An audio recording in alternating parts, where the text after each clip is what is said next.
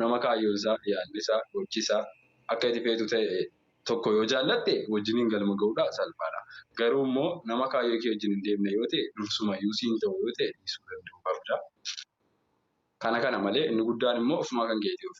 Maani mataa kiyya dursa ofirraan waan ta'eef gorsa bibee tokko barra namarraa waan hubatu jira si galee kan ofii kiyyarraa alatti wanta ani beekne tokko barnatti hin dandeessu. Sirriidha. Silumayyuu otoo bakkee ilaalin ofiidha kanatti qopheessuu qabdu. Jaalala irratti fayyibate layyii of kanatti qopheessuu qabdu kanatti amanamuu qabdu ofiif qofaadha dura. Kanaaf jennaan jalqaba ofumaa kan keetii nama qulqulluu taatee nama qulqulluu gaafa isin jedhu nama jaalala nama kamiirraayyuu bilisa ta'ee taatee qophaa jirtu akka taate yoo ofitti amante achi booddee akka maamiltoon si barbaachisu dirqamaa jechuudha. Achiin ammoo akkan ammasiin jedhee maammadoon kun naaf ta'a utuu rakkadhee wajjiniin karaa daarii buleeyyuu maammadoon kun naaf ta'a jettee kaatee yoo wajjin hortanis immoo carraa keessanii rakkoo kennu. Innaa yoo inni nama akka itti feetu ta'e itti dhiyaattaa hin amantaa nama tokko amantee yoo itti dhiyaatte ofii kan keetii amanuu qabda dirqama maaliif yoo amante waan inni si godhu hundamayyuu karaa sirrii ta'een hubachuudhaaf si salphaadha. Jaalala isaa hubachuudhaaf salphaadha. Balaa gurguddaa dhaamsuudhaaf ati akka kayiriitti yoo ta'e rakkoon tokko mudate ta'ee inni waa siin jedhee ta'ee faaxee wayii yoo dhiqqoo bilbila isaatti dawwalte yoo dingata bilbila isaa keessa mi'ee keessa deebiftee ilaalte footoo faaxee argite isii kana jaallataadha jettee yoo gara sanatti hiikkatte maammadoo keetiin wal dhabdata akkasuma. Yoo immoo lakkii isii kana noormaalii dhiqqoodhuma buuse waan mikinaatan isii kennu sun amansiisa taanaaf fudhattee amante carraan jaalalli kee achi siquu dheeraadha akka kootti ani akkan amanatti. Kana malee immoo. Haasaan keessan baay'ee tokko das namadha. Waaw.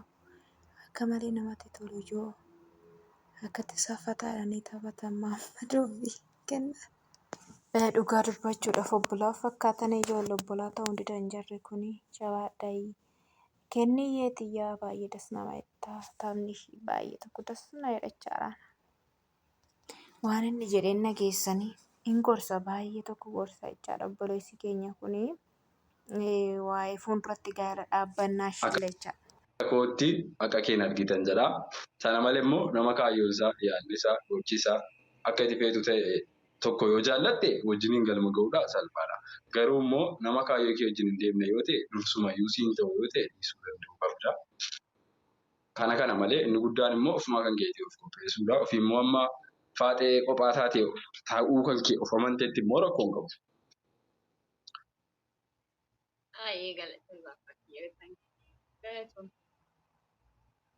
Kana malee immoo maammadoon na laalte qalbii si cabsee. Amma namoonni lafaa kaanii jechan taane osoo akka kiyyaa kanatti kana si mudate maal jettaan namoota kana gaafa kiristaanummaa keessa jirus nanna beekus kan dambinnes waan adda addaa siin jedhati galee hojii kee malee namoonni waan garaagaraa yommuu siin jedhan osoo sitee maal.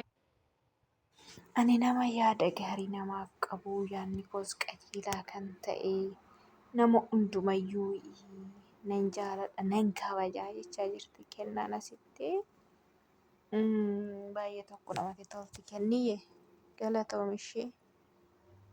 Mucaan kun immoo akka ajaa'ibaatti gorsaa jechaadha baay'ee kan namatti tolu. Akkasii ginoo Oromoo wal jaallachuuf wal kabajuun baay'ee tokko namatti toltu. Gorsa walirraanii walirraa fudhachuu walirraa barachuun baay'ee tokko namatti tola dhugaa dubbachuudhaaf jechaadha. Akkasii sinii. Yaada nama kamiyyuu inni waan yaaduudha namni kamiyyuu kan si kennu koomentii. An fakkeenyaa sababan si jaalladhuuf kennaa amalli keenyatti tolaa ati nama gaarii isin jechuun danda'a. Yoon immoo nama si jibbu ta'e kennaa ati nama ajaa'idhaa nama hin taane isin jechuu danda'a. Kun maal ibsa?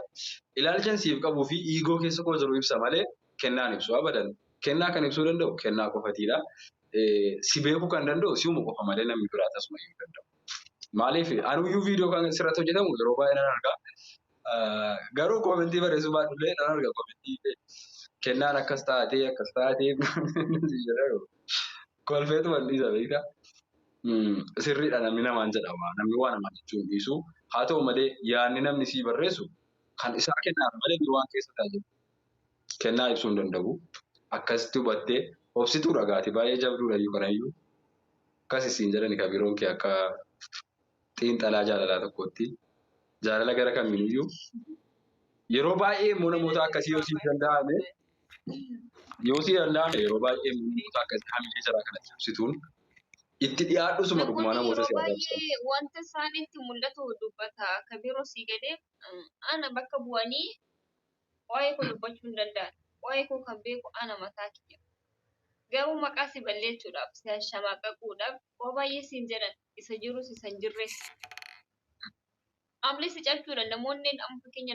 Assalamu alaikum warahmatullahi wabarakatuh. Obbolonni koo warri musliimaa taatan ashama obbolonni koo warri amantaa kiristaanaa qabdanullee harka fuune isiniin jechuudhaan anka yeroo baay'ee na ajaa'ibu ajandaan torbeedhaan tiktoka kanarra dhufa torbeedhaan dhufa kan fidus ijoollee musliimaa wallaaltuu akka kootiiti kan dhufee itti laaqqatu beekaanu sheeka jennee bakka guddaatti isa inni bakka guddaatti isa abdannutu iyyuu dhufeetti laaqqatee dubbii waliin laaqee kana jecha irratti barbaachisus kabirrii walitti guursisuu barbaadas gurguddoota ulamoota nu jennee akkamitti abdannutu bakka kana ga'e amma immoo an kan ajaa'ibu ummanni musliimaa xiqqaan keessanii guddaan keessan deemaa ijoollee kiristaanaarraa barnoota baradhaa isin warri sheeka taatan immoo qeesii kiristaanaarraa yookaan adda duree kiristaanaarraa deemaa barnoota baradhaa isin ganaa ummanni musliimaa warri miidiyaa kanarra jirtuuf warri Ameerikaa jirtus warri Awurooppaa jirtus warri Kanaadaa jirtus warri Eeshiyaa jirtus warri Afrikaa jirtus ganaa deebitanii ummata kiristaanaarraa barnoota barachuu isin barbaachisa maali Yesus meeshaa lolaa keenya wangeela barkaraan jireenya Yesus meeshaa lolaa keenya wangeela barkaraan jireenya Yesus meeshaa lolaa keenya wangeela barkaraan jireenya Yesus meeshaa lolaa keenya wangeela barkaraan jireenya Dukkaana baaneerra ifatti du'uusa jiraanneerra nuti Dukkaana baaneerra ifatti du'uusa jiraanneerra nuti Dukkaana baaneerra ifatti du'uusa jiraanneerra nuti Dudda koo kana na goobessee Keep watching how this brother used to suffer. Maet. beekon. Dudda koo na goobessee garaa koo achi keessatti na bute. Mees gara galemeerraa ol fudhi. Garaa mucaa kana ilaala. Keep watching at him. Garaa kutee duuba buuse. Garaan keessatti cite. Yoom akkas taate. Jaafur. Maal rakkinni kee? Akkasunaan jedhani manna keemee diskiidha naan jedhan. Diskiidha. Afura keessee sadii bakkeetti baas. Baasumnaan. Haatuun ta'a. His sickness was Carl, he confirmed it to be a disc issue. Ras! Let him shake. Ras! Let him shake. Ilma namaa nyaattee kan fixxu. Demon spirit. Out!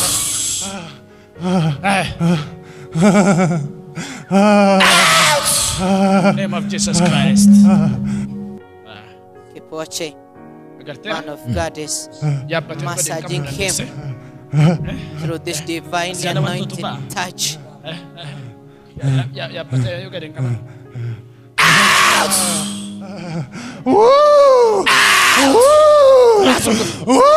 Abidda Samira. Abidda Samira. Fire from heaven. Abidda Samira. Sirra buera. Yeah. Abidda Samira. Totally controlled. Jesus. You are free. You are free. Man of God, declare the freedom of this brother, recommending him to check his restoration. Keep watching. This is Yeah.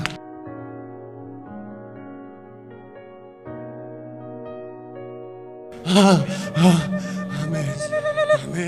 this is a He come here. his restoration. Nalal. Man of God is ministering that brother. Waan akka abiddaan na keessa darbe amma. Yol jedhe jedhe filaan. The brother is confessing, I felt something like a fire moving in my body. Keep watching at him. He's checking, doing what he have never did. Lafee isaa keessaa waan akkasitti ol ba'e.